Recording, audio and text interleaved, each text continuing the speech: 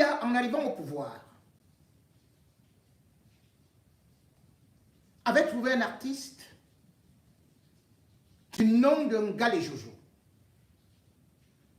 Ce monsieur avait composé un titre, Rigueur.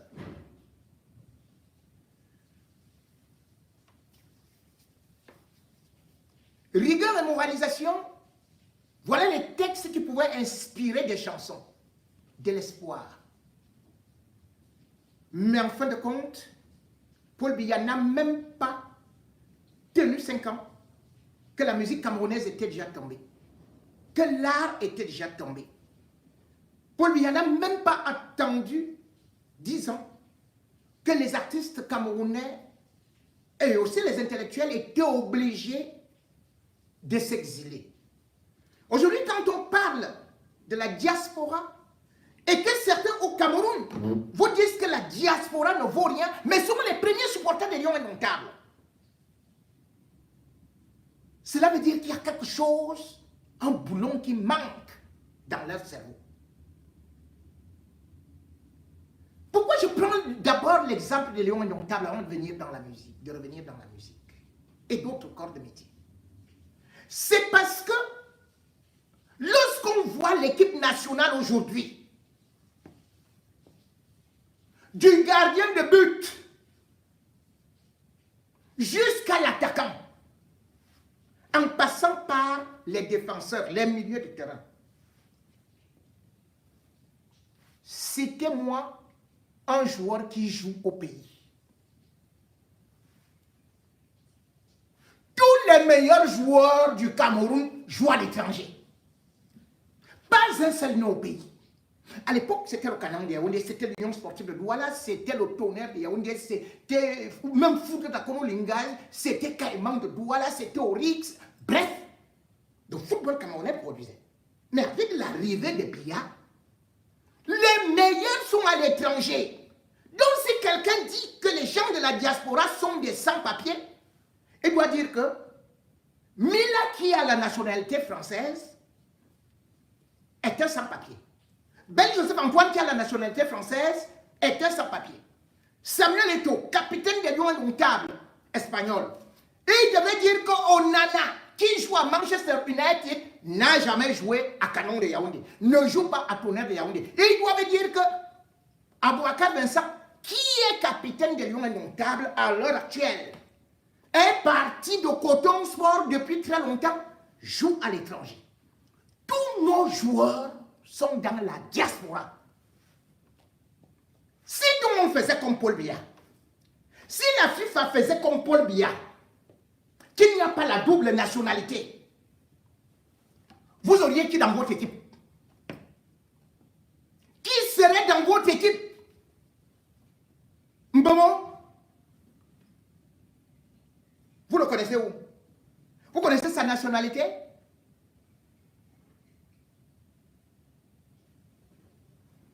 Tous nos joueurs sont issus de la diaspora et ont d'autres nationalités. Mais Paul Biya refuse à d'autres personnes,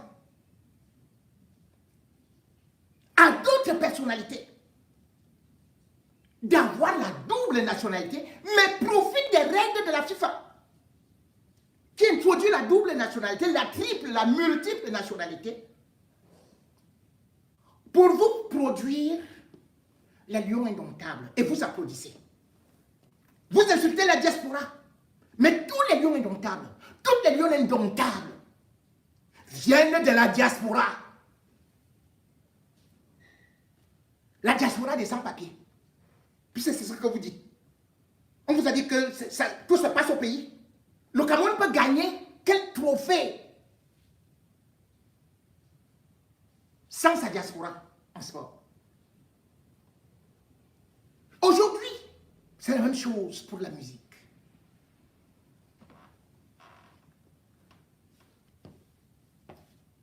Manu Dibango vivait ici,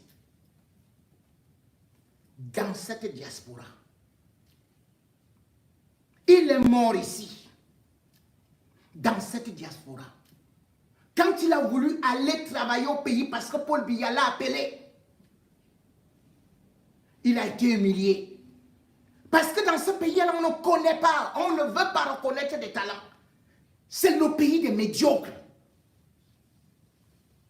Vous allez peut-être dire, oh non, il est en train d'insulter, mais les enfants de Paul Biya eux-mêmes, ils ont été dans des écoles où Frank Biya n'était pas aux États-Unis, les États-Unis sont au Cameroun. Blenda n'était pas aux États-Unis. Et puis, en Suisse, avec Junior, la Suisse c'est au Cameroun. Et quand on voit aujourd'hui ce qu'ils peuvent faire la fierté, dans une élection présidentielle, tous les candidats, les vrais, sont toujours entourés des meilleurs artistes. Tous. Vous avez vu même Donald Trump esquisser les pas de danse, jusqu'à ce que un groupe a même dit n'utilise plus notre morceau. Mais ce qu'on a eu des meilleurs, faisant la fierté de notre pays, ce monsieur qui a une dextérité, un doigté, et qui joue la guitare basse avec une finesse, mettant en même temps de l'humour, mettant notre langue, nos langues en valeur. Ce monsieur qui est respecté, Richard Bona, vous avez refusé de lui donner ne serait-ce qu'un passeport pour aller enterrer sa mère. Voilà donc un pays où on attribue à Paul Biya des déclarations que on n'a plus besoin d'aller en exil, on n'a plus besoin de prendre le maquis pour venir ici, non, ici, le Cameroun vous attend à bras ouverts et tout et tout. Est-ce que les Camerounais peuvent s'imaginer la notoriété de ce monsieur?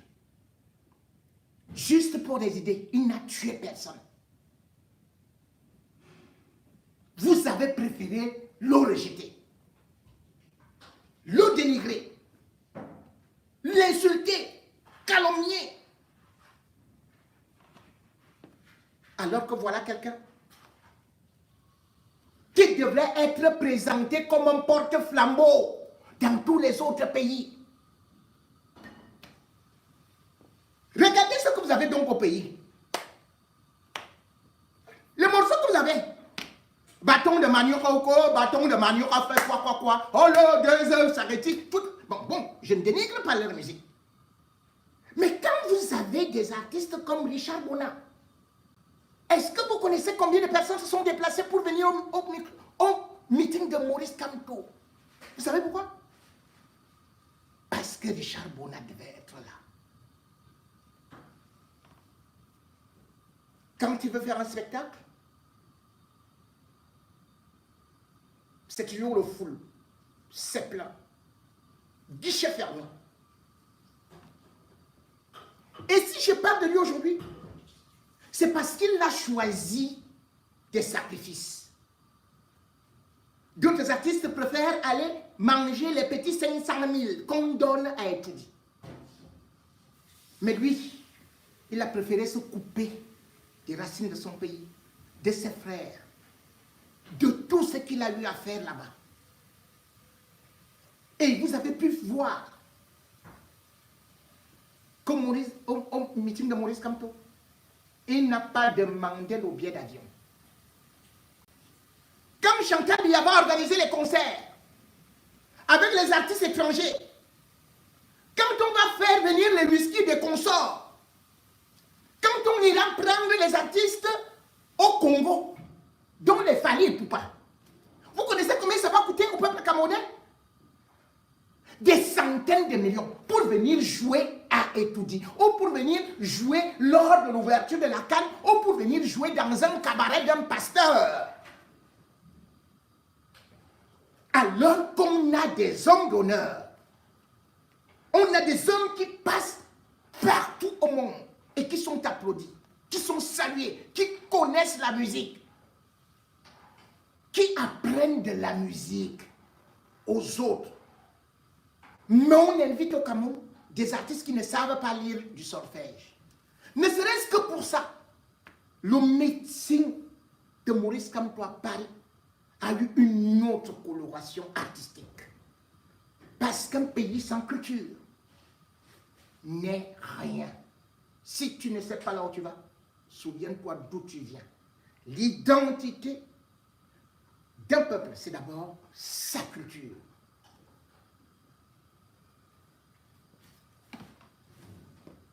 Mais aussi, pendant qu'on a appris une nouvelle formule, que je vais voir mes enfants grandir, Richard Bona, lui, n'a pas besoin de faire grandir ses enfants dans les ordures. Il a sa famille. Il aurait pu ne plus jamais être là, avec vous. Mais il accepte humblement venir, laisser ses cours, laisser ses concerts et venir pour vous, peuple camerounais, parce qu'il n'est pas dans la galère. Et c'est ça le rôle des vrais artistes. Les vrais artistes ne sont pas là pour seulement chanter les affaires de sexe, pour seulement faire comme le Steve fait. Oh yo, ne marchez pas, parce que si vous marchez, on va vous tuer. Vous croyez que ça c'est un artiste? Si vous faites qu'il y a le gros face comme ça, il sert à quoi? On lui donne des médailles. Les médailles du whoopisme. Et c'est lui qui vous dit de ne pas marcher, de ne même pas aller au meeting. Nous étions donc au meeting à Paris. Puis Steve Fa vous dit, n'allez jamais dans un meeting. Voilà la qualité d'artiste que vous avez. Et c'est lui qui gère les artistes au Cameroun. Il dit, n'allez jamais marcher parce qu'on va vous tuer. Et au lieu de dire que c'est le régime Biya qui va tuer, il accuse Maurice Kamto que c'est lui qui va tuer. Mais Maurice Kamto a les armes. Il a une armée. Au lieu de dire au régime Biya, la Constitution reconnaît les manifestations, reconnaît les marches. Laissez les partis politiques organiser leurs marches, leurs meetings. Et nous, artistes, nous allons nous y produire, quelle que soit notre couleur politique. Mais non, ils préfèrent effrayer ceux-là qui, parce qu'ils n'ont même jamais été dans une... Ils ne savent même pas écrire la musique, ils chantent faux, ils font ceci et cela. Et ils sont remorqués dans des petites loges. C'est eux qui on considère comme des artistes. Artistes camerounais. On n'a pas besoin d'être comme Steve Fa, avec les grosses fesses derrière les ministres. On a besoin d'être comme Richard Bona. On a besoin d'être libre. On a besoin de véhiculer des messages. On a besoin d'avoir une tête haute. Et d'ailleurs,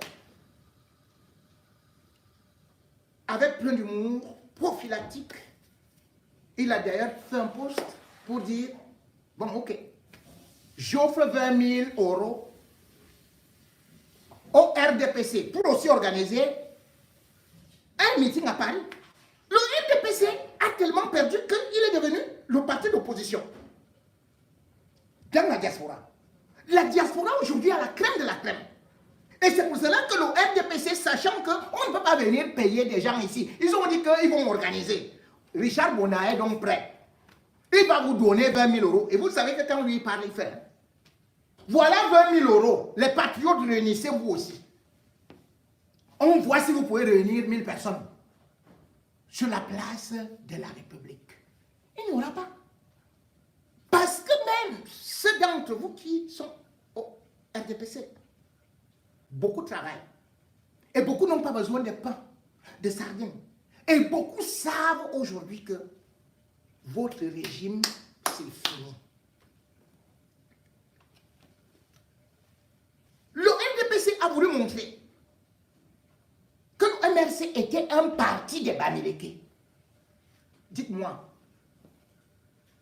le père de Richard Bona, il était Bafang.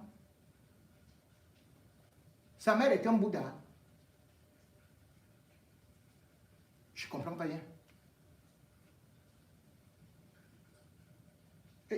Et le type même qui était à côté de lui là, Wilfried Kanga, je soupçonne le gars là, hein, parce que son tel là, je soupçonne que son père était marocain.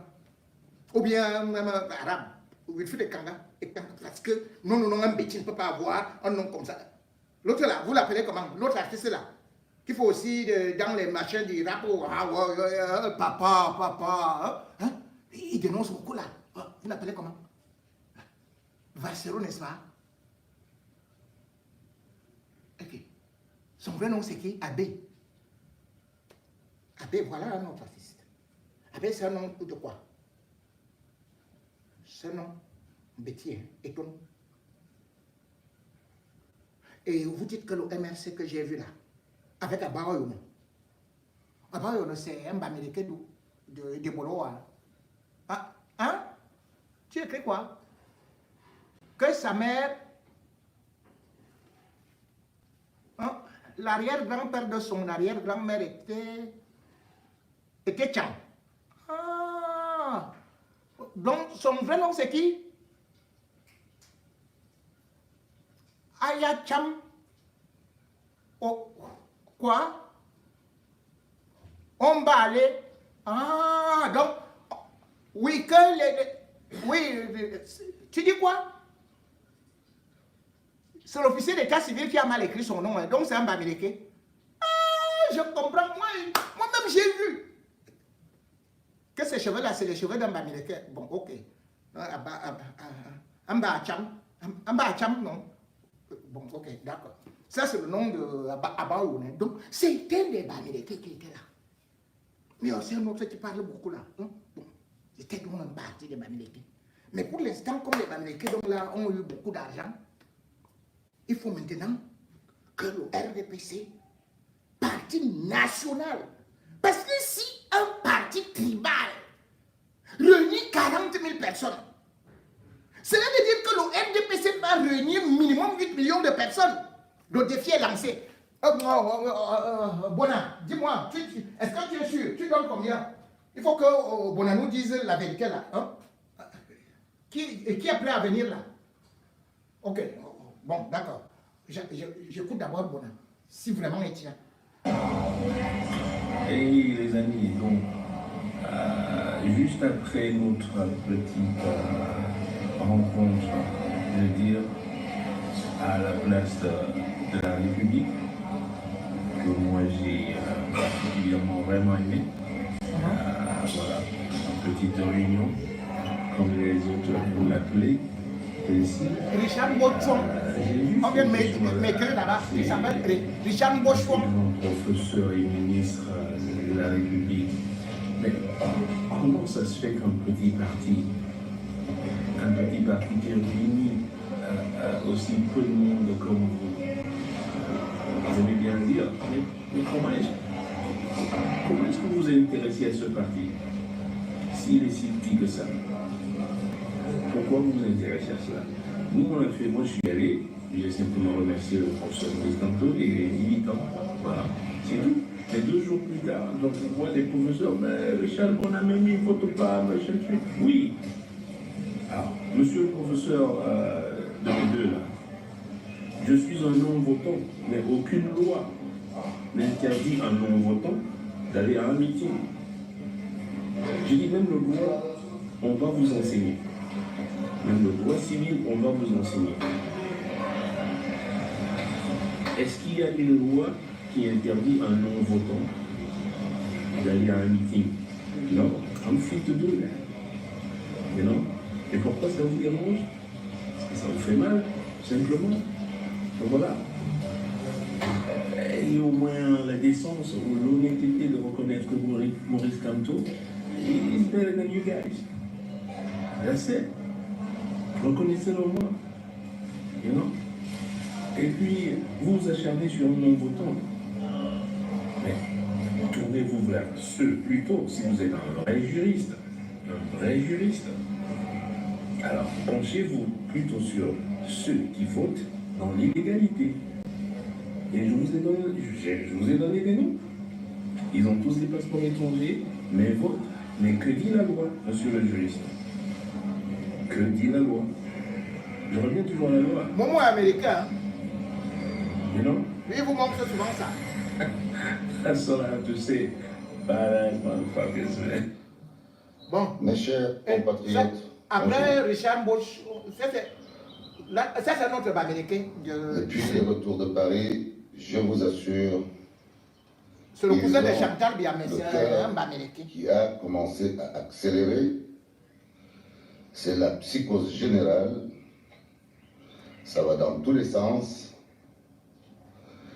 Je vais prendre le temps d'expliquer les raisons de leur colère, parce qu'ils veulent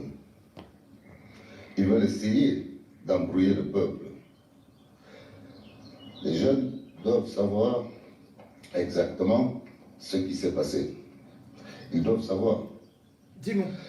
Ils doivent comprendre le message qui est envoyé. Nous allons expliquer pourquoi la place de la République. Nous allons expliquer c'est quoi la France-Afrique. Qui sont les vrais élèves de la France-Afrique. Je vais prendre le temps de vous parler de la réalité de ce que vous ne voulez pas expliquer au peuple camerounais. Et oui, le pouvoir international a écouté le message. Vous voulez faire peur aux gens. Or, c'est le message qui va sauver le peuple. Aujourd'hui, le peuple camerounais a l'occasion de choisir pour la première fois son premier président. C'est de ça qu'il s'agit. Je vais expliquer qui c'est, qui ont et qui utilise le Cameroun en France pour se maintenir au pouvoir, et on va apporter des preuves. Nous, on a des preuves. Si vous avez des preuves, montrez-nous les preuves. Nous, on a des preuves. Figurez-vous déjà que Mobutu, il venait passer les vacances ici au sud, dans la Côte d'Azur. Mobutu, des gens qui ont servi la France. Oui. Chez nous, on les prépare à servir le Cameroun, mais ils sont déjà voisins à Mobutu. Là où Mobutu habitait, et ils ont déjà les maisons, ils ne sont même pas encore présidents. Vous voulez parler de la France-Afrique? Vous voulez parler de ceux qui ont voulu mentir le pouvoir français, que le peuple camerounais les soutient et qu'il n'y a pas de concurrent? C'est ça qui les choque. C'est que le pouvoir avec lequel ils travaillent depuis, sur lequel ils veulent demander encore des garanties pour continuer, ils ont dit à ce pouvoir qu'il n'y a pas d'opposant. Personne ne peut réunir les Camerounais à part Paul Biya. C'est ça. Ils ont la preuve du contraire à Paris, à la place de la République. Le monde a vu que le pouvoir du Cameroun manque depuis. Et c'est dommage que ce soit devant leur vrai patron, parce que c'est à eux qu'ils ont donné la caution. Donc on va venir plus profondément. Il ne faut pas faire peur au peuple, parce que ça ne sert à rien. Nous, on se bat avec tous les autres frères. Et nous ne sommes pas prêts. Bonjour madame. Non. Nous ne sommes pas prêts. Et le peuple de France le sait. Les Français le savent. Vous savez, nos dirigeants ont utilisé nos populations. Tous ces jeunes que vous voyez ici sont là parce qu'ils sont en quelque sorte choqués par le pouvoir. On va prendre le temps d'expliquer la France-Afrique et notre peuple va comprendre. Je vous remercie, je vous souhaite une bonne journée. Je ne fais que arriver pour expliquer ce qui se passe. La France, je connais. Le Cameroun, je connais. Restons tranquilles. On va aller à l'élection et on va gagner sans violence. C'est dans les urnes. Seulement, il ne faut pas tricher. Parce que celui qui va tricher, on va taper sur les mains. C'est ça qu'on dit. Et on ne négocie pas. C'est comme ça. Bonne journée et on est ensemble. Vive le Cameroun. Guizot, merci donc. Ça c'est, comme je le disais, les Camerounais qui ont rejoint le train du changement, le train de la Renaissance. La Renaissance, c'est pas un parti. C'est un peuple qui aujourd'hui veut s'accrocher derrière un leader. Et c'est d'ailleurs pour ça que Maurice Kamto a expliqué aux Camerounais, a lancé cet appel, que si jamais en 2025 il n'y a pas de changement, la faute reviendra au peuple. On a beau dire que c'est un appel à insurrection, cela veut dire que faire appel au peuple, demander même au peuple de s'inscrire sur des listes électorales, de revendiquer la justice, de revendiquer ses droits. Au Cameroun, ça veut dire insurrection. Mais sauf que cette insurrection qui était souvent montrée comme une partie de la population ou une certaine région voulant s'opposer au parti central, ou alors à Yaoundé, parce que Biya disait que tant que Yaoundé respire, le Cameroun vit. Aujourd'hui, on constate que partout, il y a des poches de résistance. Les poches de résistance qui ont compris la manipulation, qui ont compris que le RDPC nous amenait en bateau, qui ont compris que le RDPC était un parti plutôt ethno-fasciste. Ceux-là qui d'ailleurs soutenaient le RDPC hier, comme d'ailleurs on peut constater aujourd'hui, au sud, il y a de plus en plus de personnes qui se lèvent pour dire stop. Et d'autres personnes qui hier critiquaient Maurice Kamto étaient au service du régime, ont été dans ce qu'on peut appeler la machine répressive du régime. Beaucoup aujourd'hui demandent pardon. Voilà par exemple ceux-là qui, bien évidemment, dans ce coin du pays où on appelle Ebebda, chez les écoles, qui disaient que, oh, si jamais un halogène gagne une élection à Etoudi, on va casser le pont d'Ebebda. Aujourd'hui, c'est un retournement de veste, ou plutôt c'est une prise de conscience, parce qu'il ne faut pas dire retournement de veste. On peut se tromper et se rattraper, et ceux-là sont à féliciter. Si vous savez que le RDPC vous a menti, que Biya vous a menti avec tous ses sbires, et que vous dites aujourd'hui, pardon à Maurice Kamto, ou pardon au train du changement, eh bien, c'est aussi ça la réconciliation, et on doit accepter non seulement le pardon, mais vous embrasser. C'est donc aujourd'hui le chemin de la réconciliation qui est en train de se faire. Avec bien évidemment ce mea culpa. Excusez. Ils ont mis le dispositif à accueillir leur président. Là, c'est mon frère, le jeune frère, Crépin Yamsi. Si je vous dis, c'était incroyable. Ils ont placé Kamto dans une posture de chef d'État. Écoutez Crépin Yamsi. Ils ont positionné leur leader en posture de chef d'État. Docteur Crépin Yamsi était anti-Kamto. Posture de chef d'État. Je sens que c'est un parti qui est déterminé à faire de leur leader le président du Cameroun. Et ça, il faut reconnaître que ce parti est déterminé. Et je pense que les autres partis politiques peuvent suivre l'exemple. Quand on est leader d'un parti politique et on aspire à diriger le Cameroun, il faut savoir prendre une posture d'un homme présidentiel. Et c'est ce que le MRC fait. Il ne blague pas avec le leader. Il ne blague pas avec le leader. Et ça, félicitations, chapeau. Chapeau. On va pas dire que le meeting a été fait à l'étranger, que le meeting a été fait sur un autre territoire, mais je me suis posé la question. Si ce meeting était organisé au Cameroun, je me suis posé la question, qu'est-ce que ces Camerounais ont à gagner à payer billets d'avion, hôtel, pour quitter du Canada, des États-Unis, partout dans le monde, pour venir assister à un meeting? C'est là où j'ai compris qu'ils ont l'amour, ils sont prêts à tout pour leur parti politique. Mais nous autres qui ne sommes encartés nulle part, nous avons pris une position, soit de rassembler les partis politiques, soit de détruire les partis politiques. Et je pense que je vais me mettre dans une position d'unir, de pousser l'opposition à être ensemble. Quand c'est bien fait, il faut reconnaître que c'est bien fait. Et je suis sûr que hier, quand le RDPC a vu la démonstration de force du MRC à l'étranger, ils ont compris que Si c'était au Cameroun, ça devait être autre chose. Et oui. Parfois, il faut faire peur à l'adversaire. Il faut montrer à l'adversaire que je ne suis pas une personne à négliger. Et je pense que cette démonstration de force hier fait peur à l'adversaire. C'est le porte-parole de Samuel Eto'o, depuis hier. l'un des bras droits de Ils ont Samuel Eto'o, compris à la FECAFO, qu'ils auront enseignant universitaire. Un adversaire coriace.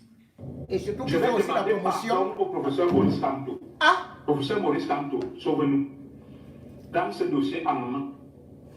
Tu as dit que tu es là pour tous les Camerounais. Tu m'as enseigné à soi. Il y a eu des erreurs commises par toi. Le peuple est calme. Manque de courage, il n'y a plus personne. Je prie le professeur Maurice Kamto de prendre ce malheureux Camerounais en charge. Professeur Maurice Kamto, je vous demande pardon. Il y a eu des malentendus, la lutte de 2018, je n'étais pas d'accord avec les cas des ambassades, le reste, mais je pense que vous êtes le seul à pouvoir agir, à pouvoir faire quelque chose. Je prie les défenseurs des droits de l'homme, les Hilaire Kanga et le reste, le professeur Kamto, professeur, tu es là pour tous les Camerounais, voilà un Camerounais qui pleure, qui souffre, enclenche la machine, pour qu'ils ne se sentent pas seuls. Professeur Kamto, montre-nous que tu veux être là pour tous les Camerounais. Cette occasion peut être une démonstration pour toi de prouver que tu es là pour tous les Camerounais. Parce qu'on ne peut pas continuer à torturer les Camerounais comme ça. Peu importe ce qu'ils ont fait. Ils torturent les Longuets.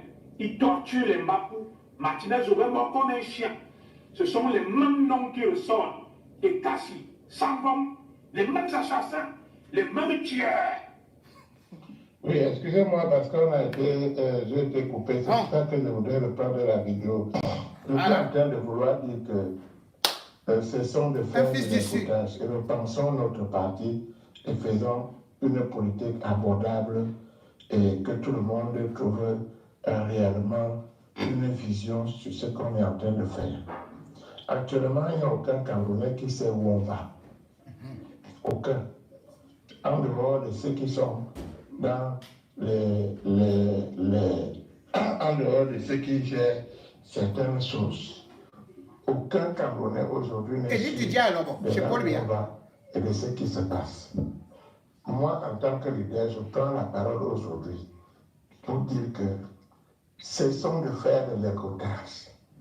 On ne peut pas minimiser le meeting de Kamto en disant oui, il y a eu que c'est un minable meeting. Ça ne peut pas être un minable meeting.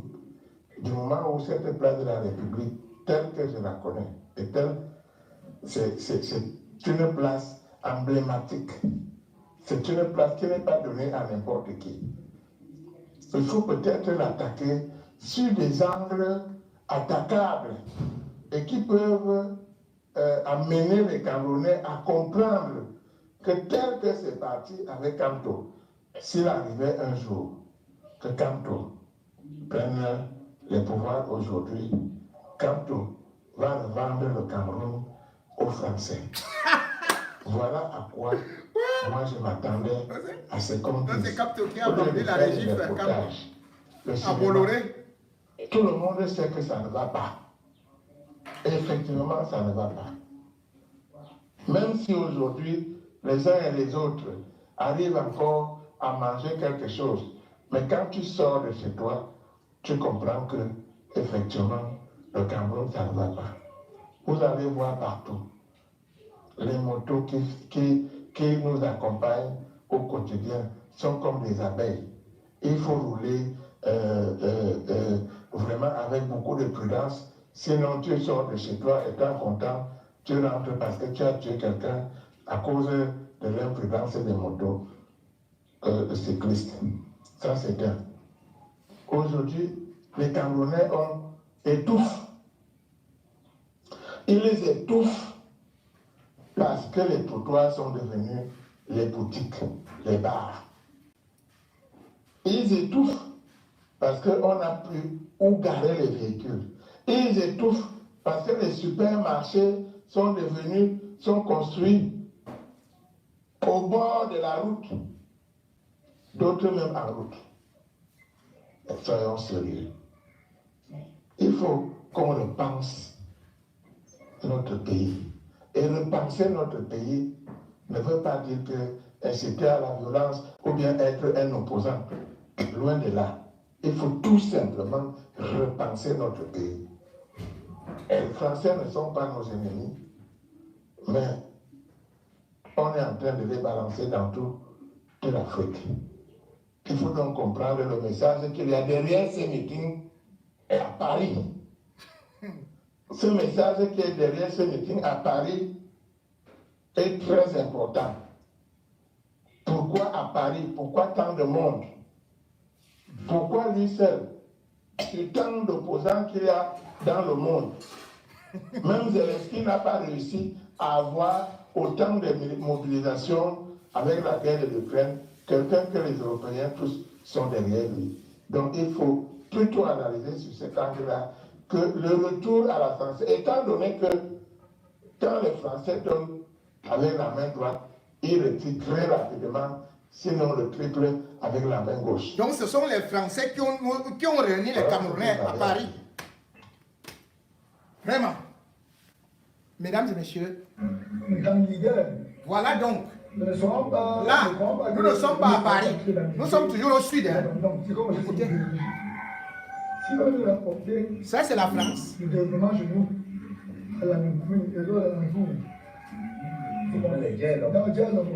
Ça, c'est toujours au dialogue. C'est pas à Paris. Nous ne sommes pas sur le fait qu'il est américain, non. Encore que, comme nous sommes là dans le cadre d'une fourberie, encore que le tribalisme ici est exacerbé par nos propres élites qui tirent profit du système. Oui, c'est eux qui viennent faire, n'est-ce pas, qui vont dans les villages pour dire n'allez pas dans cette affaire. Ils manipulent un groupuscule. Un groupuscule.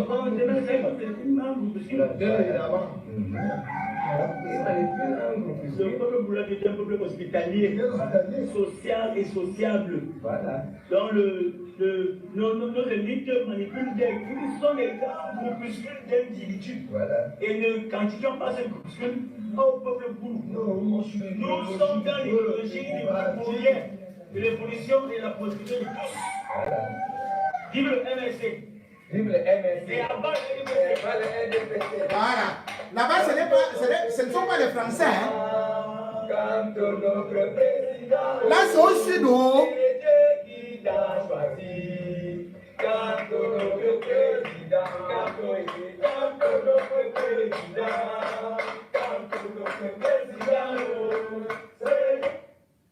Ouais.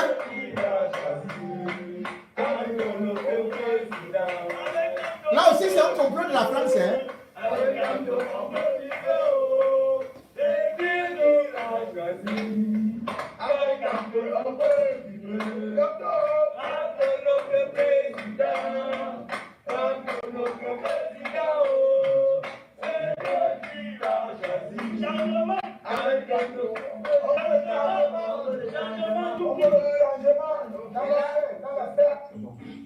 Les gens sont fatigués. Je voudrais dire à tout le peuple béti, Nakwaman, qui vient du nord aussi.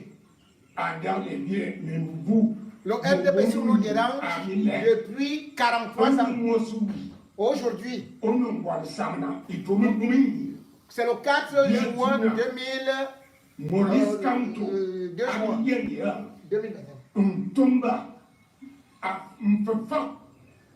Kamto est digne, intelligent, il aime le Cameroun. Tout Akwaman est derrière Maurice Kamto.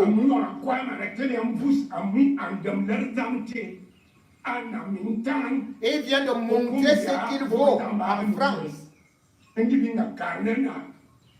À Paris.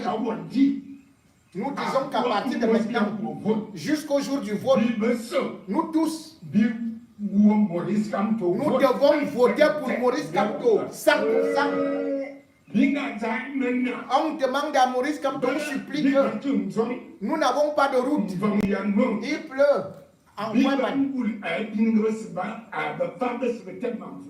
Nous avons besoin.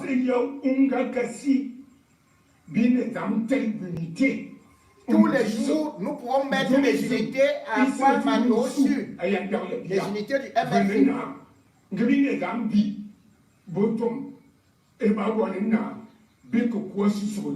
Sauf que nous n'avons pas de moyens de locomotion. Nous souhaiterons avoir des motos pour aller dans les fonds des villages.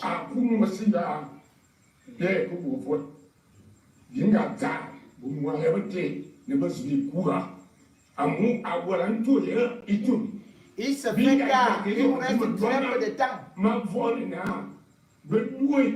Nos oreilles n'attendent plus qu'une seule chose: l'appel, la convocation du corps électoral.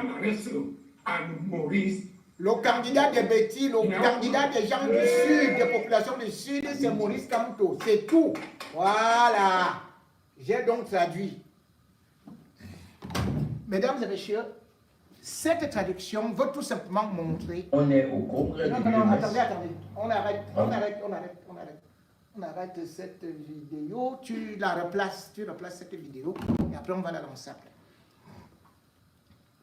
Nous sommes donc là dans une véritable mutation.